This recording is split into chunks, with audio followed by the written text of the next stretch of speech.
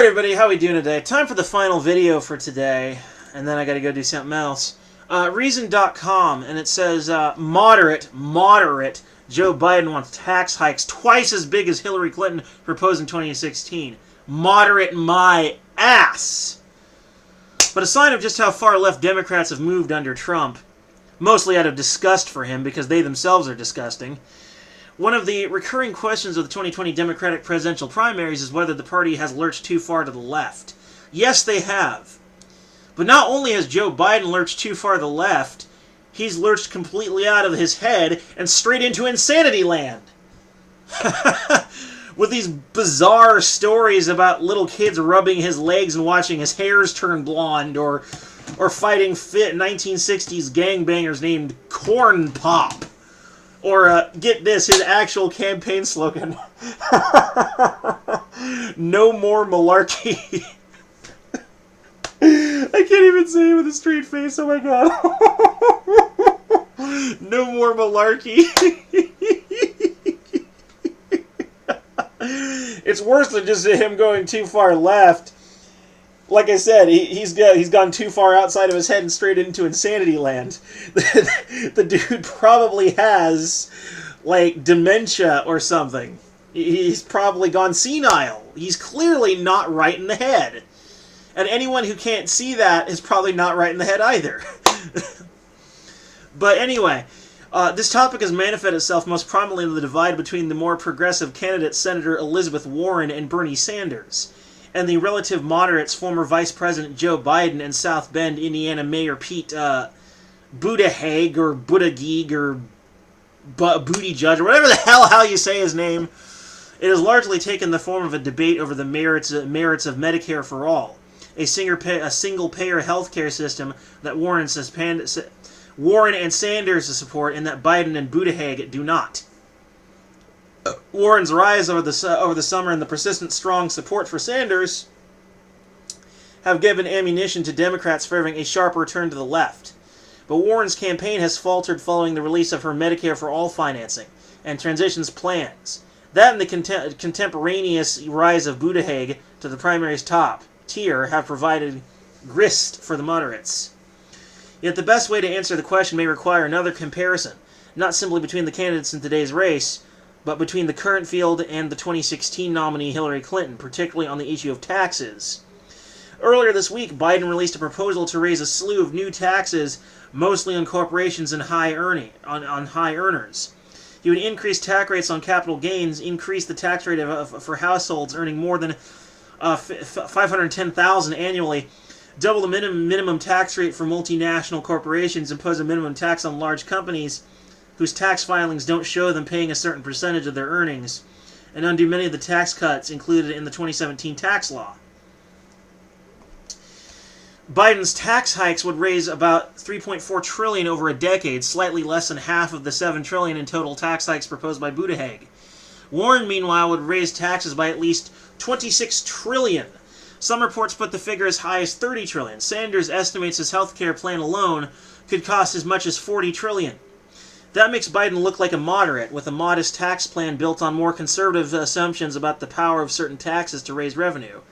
And in comparison to the rest of the Democratic field, that's a reasonable way to view his candidacy. Yet, as the New York Times reports, Biden's proposed tax hikes are more than double what Hillary Clinton called for during the 2016 campaign. And the race is far from over, as the Times notes. It remains possible that Mr. Biden could propose additional spending plans and other new taxes to help pay for them. As a single metric to determine how far the left a candidate is on economic policy, total proposed taxation is admittedly imperfect. It doesn't capture regulatory proposals, and it can muddy questions of fiscal responsibility and the desire to reduce deficits and pay for government spending. Yet it serves as a rough measure of a candidate's desire to expand the size of the federal government, to increase its reach into individual finances, and its influence over the wider economy. That's especially true in a race that has been substantially, if not wholly, defined by a Warren-led policy arms race.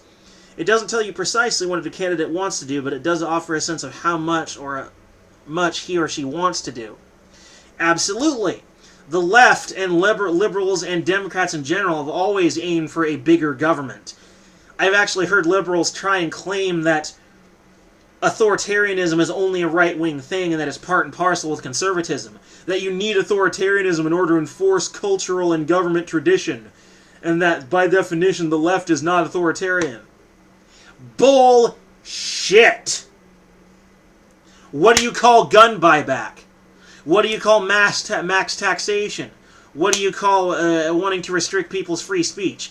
Are those things not authoritarian? Huh? Need I remind you that many of history's greatest evil authoritarians took the guns too? As just an example.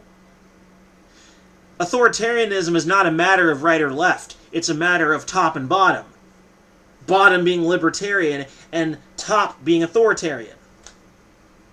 It's not a partisan issue. Unless your partisanship happens to be the top of the spectrum or the bottom of the spectrum. They completely confuse the issue, and some of them are doing it on purpose.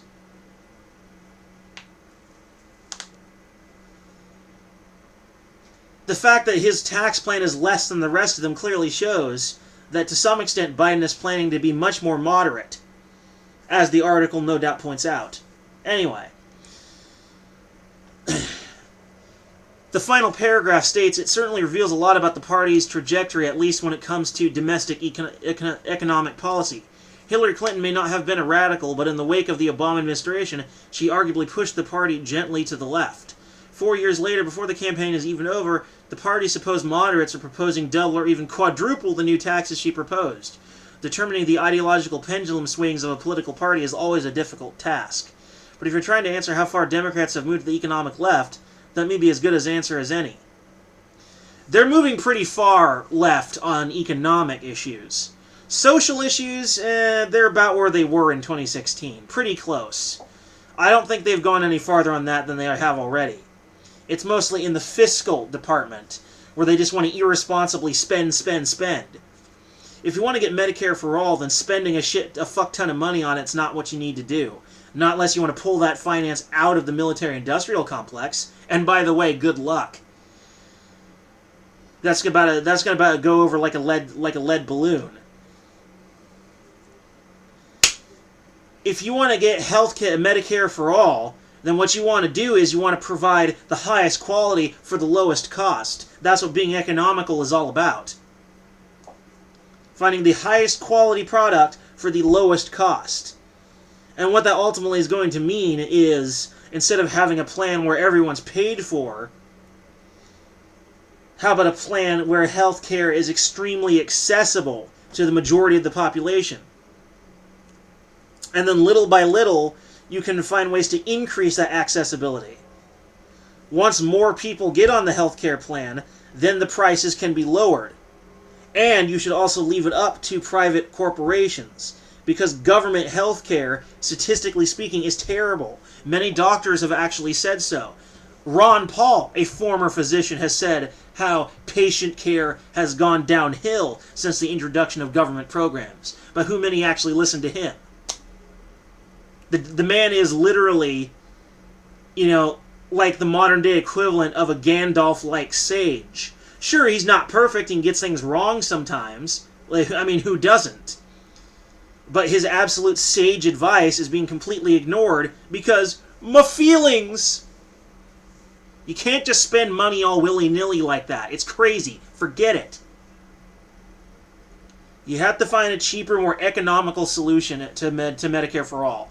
If you can do that, buddy, my hat's off to you. That is respect. But no one in this government's ever going to be able to, because no one in our government understands even the first thing about even the most basic economics, except for maybe Donald Trump himself. He clearly gets it. He's still definitely in sort of that Republican, Keynesian sort of camp, but he's definitely knows a lot more about economics than any of the Democrats ever have. Clearly.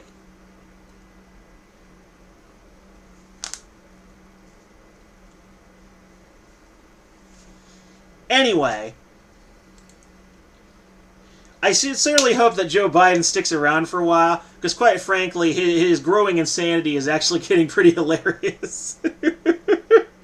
I know, it makes me seem a little evil, but truth is, laughter is at least somewhat involuntary. one does not choose to laugh. Just you think about certain things and it's just like, it's just, oh my god, I can't help it. Anyway, no more malarkey.